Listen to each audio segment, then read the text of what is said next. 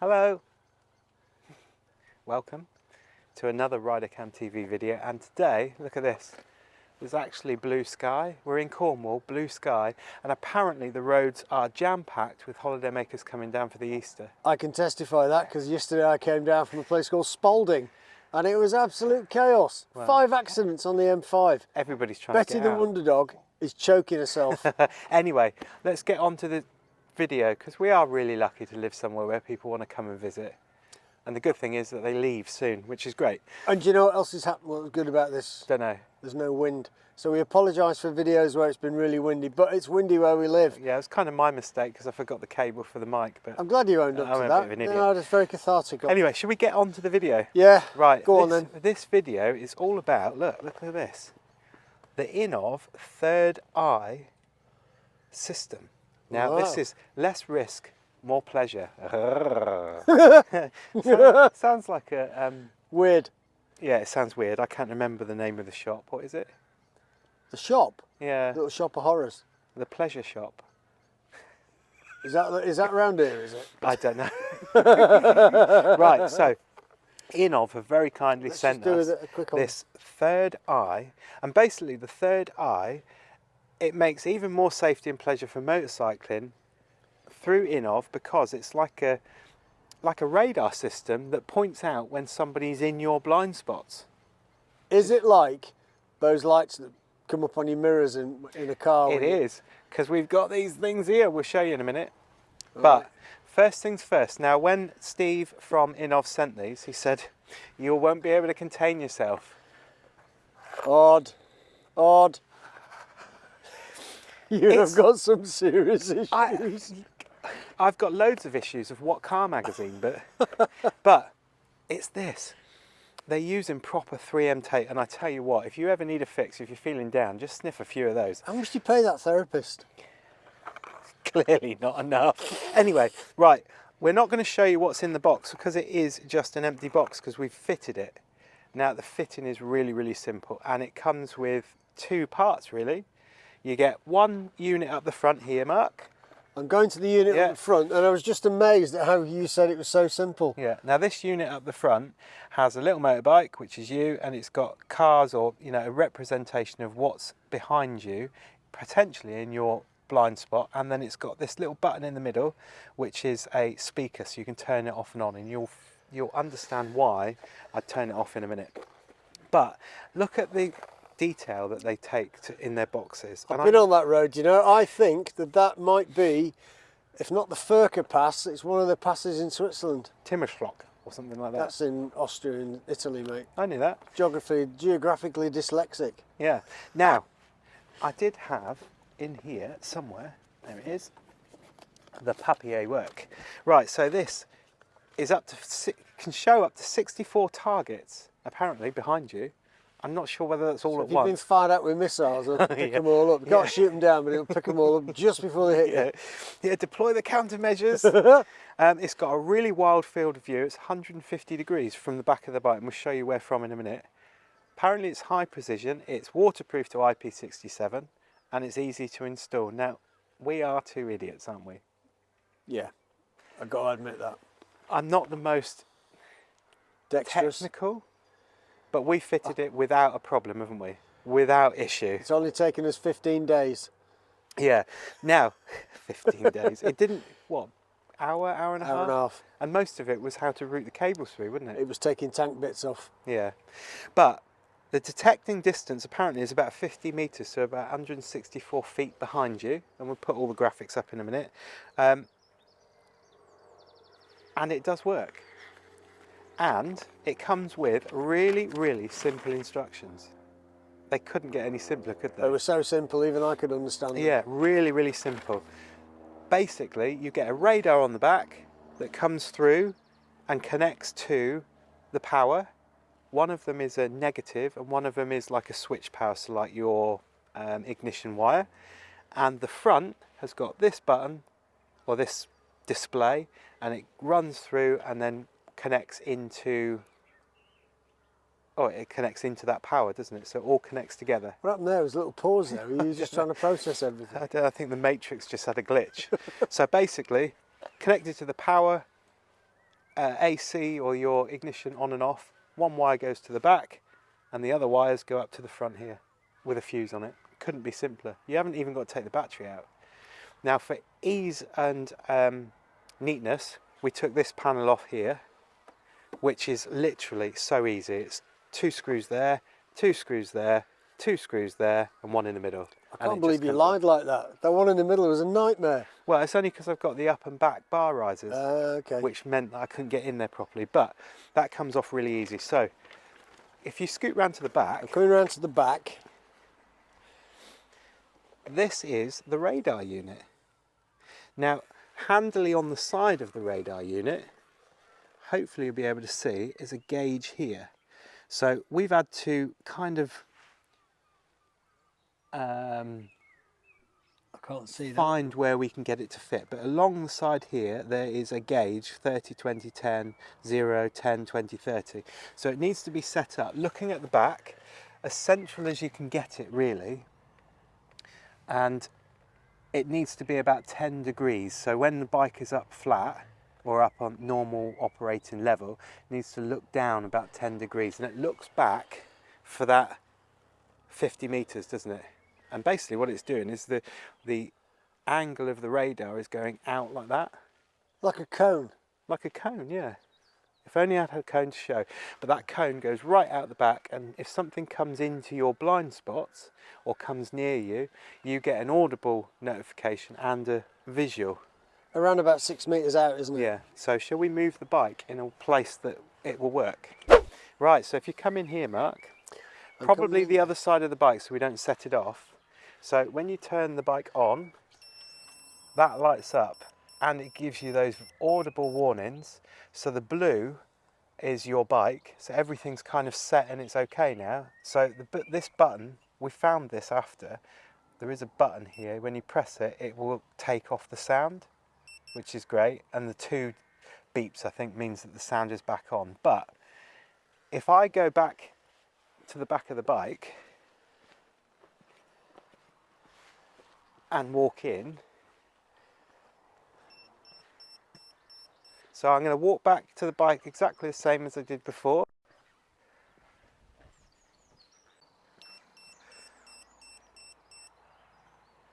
And did it show the left hand side? Yep. So if I then go on to the right hand side, hopefully we should be able to get that. So you know, again. There you go.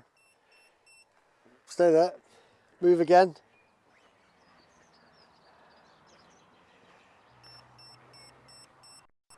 So now you're walking in towards us. Yeah. Is that walking? Now I'm a good 6 meters, 7 meters out? Yeah, at least. You know, that's really good, isn't it? Yep. So, as you'll see on the readout, it'll tell you which side that I'm on as well, which is really, really good, isn't it? Which it did. Yeah. It actually flashed up both because we were probably not wide enough for it, but Yeah. it does work really well. And it really does. I mean, it's because I don't understand exactly when or how it's doing it, and we've angled it where we think is 10 degrees. But it's still giving us, I mean, look at that. Now that's potentially in my blind spot, isn't it? It is in your blind spot. So the product function, blind spot detection system. The detected range of the blind spot detector mode is from 0.2 meters to 0.6. Yeah, So that's quite a big distance, isn't it? And that's kind of like the danger zone, isn't it? which is what we just demonstrated there. Yeah, but you've also got lane change assistance system.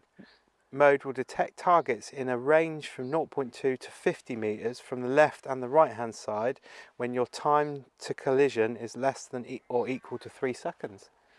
So that's about their velocity travelling towards you, isn't it? Yeah. And you slowing down and that gap getting smaller and smaller. Wow. So we haven't demonstrated that really because we're just walking, you know. So. Yeah. Then it's got rear collision warning system. Mode will detect targets in a range from 0.2 meters to 50 meters in the direct rear side when the time to collision is less than or equal to 3 seconds. It's all very complicated, but what it means is if somebody comes up close to you faster than you are going, it's going to give you a warning. Yep. And it's going to tell you which side it is. And if it's in your blind spot, then it gives you those vital seconds to do something about it, doesn't it?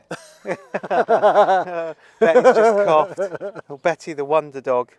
And it gives loads of differences between the velocity and the warning distance and the warning modes, and it's just really, really complicated. And when we put this together, we found an issue, a potential issue, didn't we, with regards to the fitting of the camera, and it concerns the bolts, which are down here. I'm not sure if we can see that very well.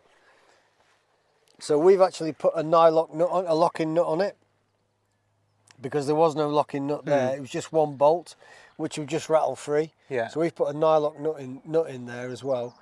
And also we had to put a washer underneath because the screw was too big. Yeah. And would fit through the, wandered away from you there, would fit through the hole. So, but they've used exactly the same brackets that we have on the Innovv cameras, because they are Innovv. yeah. They're really well made, and like this radar, it's properly made. It doesn't feel like, it's not plastic, it's proper. What did it say on the box? I don't know, but when we tried to get it to work, it took us a while to realise that it had a cover on the screen. Yeah, like a little plastic cover that goes on the screen, but it did say in here somewhere what it's actually made of. And it will be interesting to see that as it's fitted to the back of a bike, whether it detects spray from your rear wheel. And the reason I'm saying that is because in the trucks that I'm driving, occasionally, when it's wet, it does pick up the spray from the wheels. When they've got motion detectors, cameras fitted to most trucks now. I don't actually know where it's. I've seen it somewhere today. Is it on the box? Actually, what it's made of. Easy to install. No. Anyway. No, but it's made of metal, and it looks like, you know, it's proper Innovv stuff. The Innovv stuff is really good quality, I've got to say. And the only other issue that we found, just in case you guys have the same issue, it's the same connectors as the camera modules, isn't it? But if you come in here, Mark, where it connects is these connectors. They connect in exactly the same way as the cameras. And they only go in one way because there's a little lug and they've got a certain amount of pins. But this thing, I don't think it should do that. I don't think it should do that, but we found that was not allowing us to make a good connection, and we played around with it and got it in there, and it's working fine now. So just if you do get an issue, it might well be something to do with that connector. It was a bit, I think it was a bit of a crap connection, wasn't it? But yeah. we sorted it. Not as in crap made, but just not a great connection for us. I think it's going to be really good, and we're going to go, I've got to go for a ride in a minute anyway, so we'll perhaps talk about it and see what it's like. I think, personally, that I'm going to get really annoyed by that beeping. But if you can switch it off.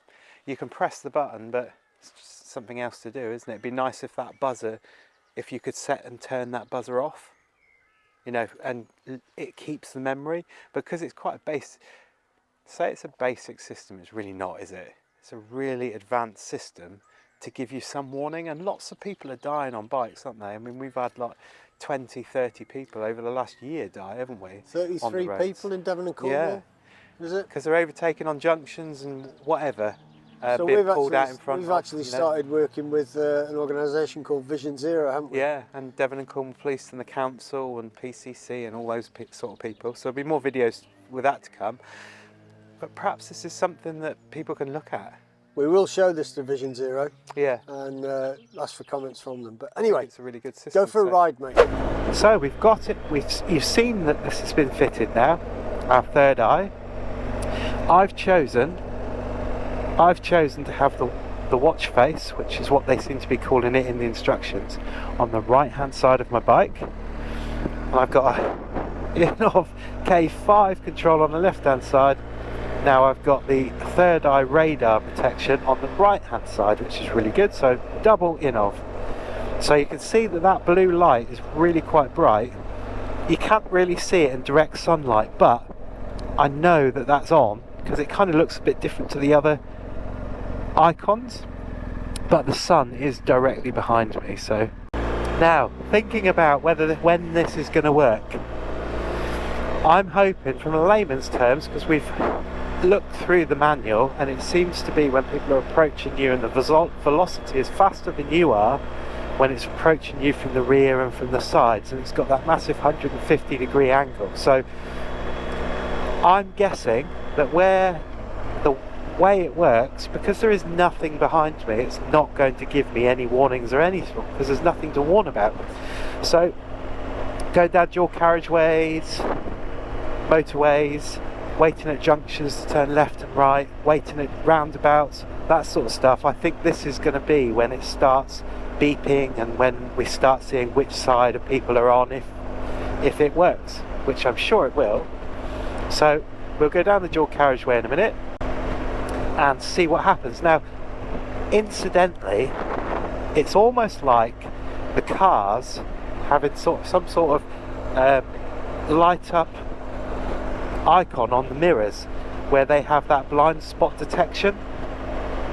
So I've not seen this sort of thing on a bike before, correct me if I'm wrong, but I've not seen it before, and I think it's a really good idea. You know, one of the biggest times that people are hit or they have an accident when they're riding their bike is when they're overtaking or they're turning right, turning left. Alright, when they're turning right or whether they're turning left at junctions, people pulling out on them. But also we've got to recognise that some motorbikers, perhaps all of us at some point, we push our limits just a little bit too far, and some people don't ride their bikes responsibly. You know, it's just one of those things. There's lots of people that don't do things in the right way and they come a cropper, don't they? But this, when you're looking for an overtake, so you imagine we're on this long road here and I want to overtake, and I've looked in my mirror and I've got a bit of a blind spot and I've indicated and there's somebody already overtaking. I would hope that this would be a bit of a lifesaver, much like your over the shoulder check that would be your lifesaver. So there's nothing behind me at the moment, but we're going to come up to a roundabout and then we're going to go onto a dual carriageway and see what happens. Seems to be bikers out everywhere, and apparently the Easter weekend is one of the worst weekends for people on motorbikes getting injured. Right, now I want to come in here because I want somebody to overtake me. Right, so I'm doing the speed limit now, and I'm hoping that that van, I can just about see a white van in my mirror, and he's coming up.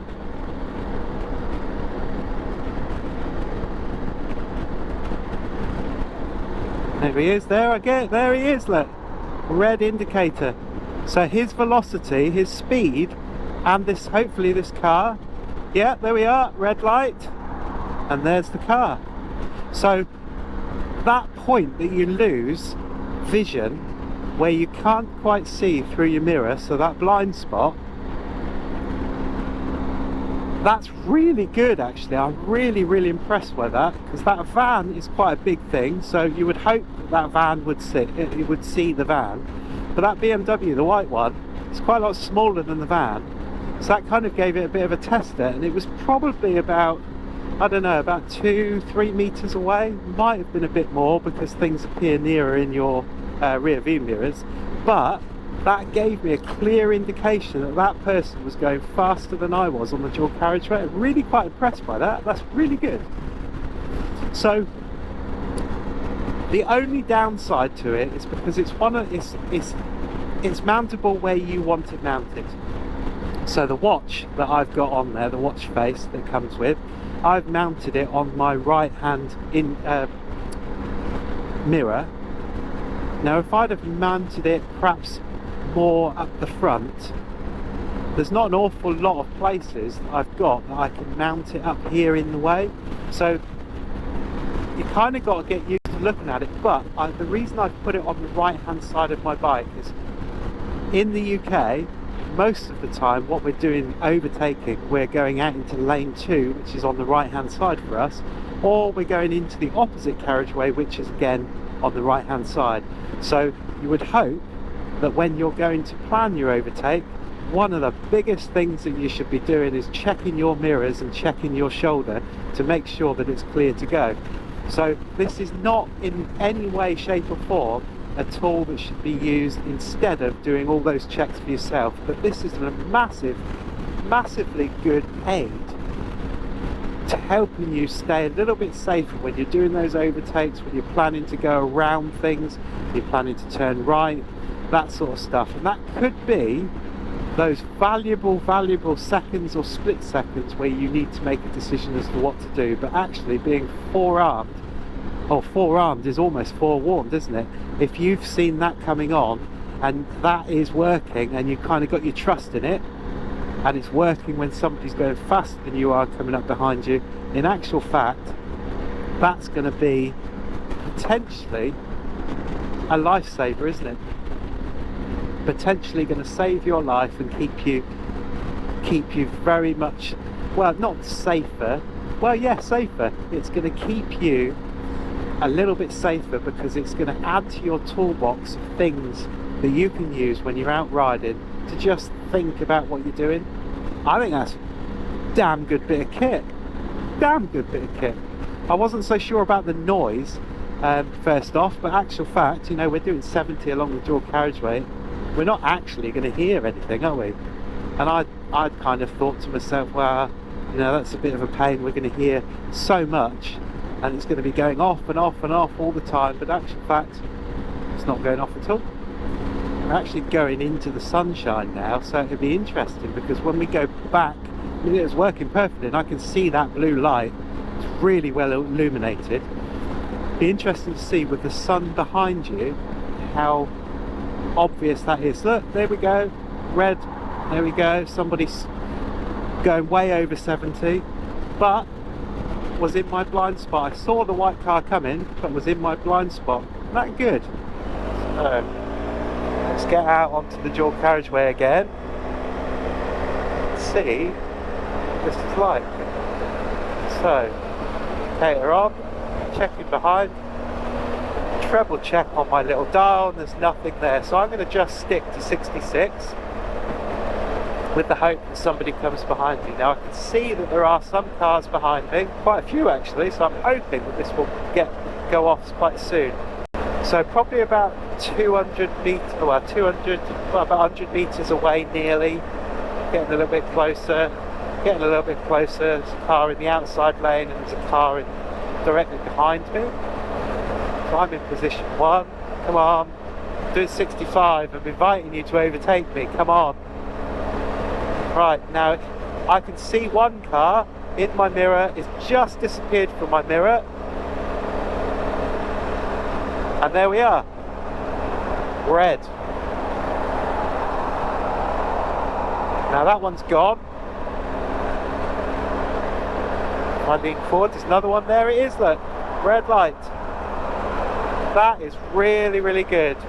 Really, really good. Another one's just about leaving my sight and going into my...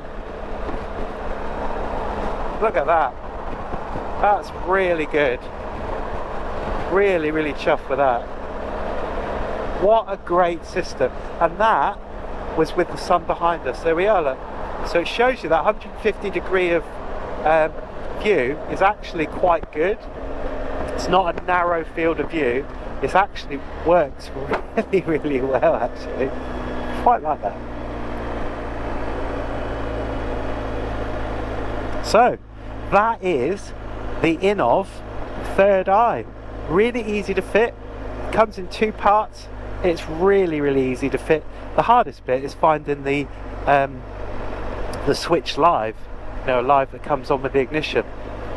Apart from that, really, really simple. Feeding it through the bike, fitting it, power source, and a ground or an earth, or negative should I say, on the side of the battery. That is the Innovv third eye. Really simple, easy to fit. Comes in 2 parts, I think, apart from the brackets. Brackets are all supplied, really, really well made. And I tell you what, as we've just tried on that dual carriageway, what a brilliant piece of kit. Now I wouldn't be surprised if something like that starts making its way onto motorbikes sometime in the next 4 or 5 years. You know, we've got adaptive cruise control that's come from cars onto motorbikes now. I don't like adaptive cruise control, however, looking at the BMW one, actually looks a lot better than the one on the VWs and stuff like that. So on the BMW bike, perhaps they're actually going to have a decent system. Who knows? We'll get to review a bike with that at some point, I'm sure, but gotta be massive thumbs up to this third eye from Innovv. So thanks Innovv for sending it through. Check out their website. They haven't got many in stock because it's a really brand new product, but I would say it's got the RiderCamTV thumbs up. What a great safety device. Anyway, if you like the video, give it a massive thumbs up, subscribe, do all that sort of stuff, and we'll see you in the next video.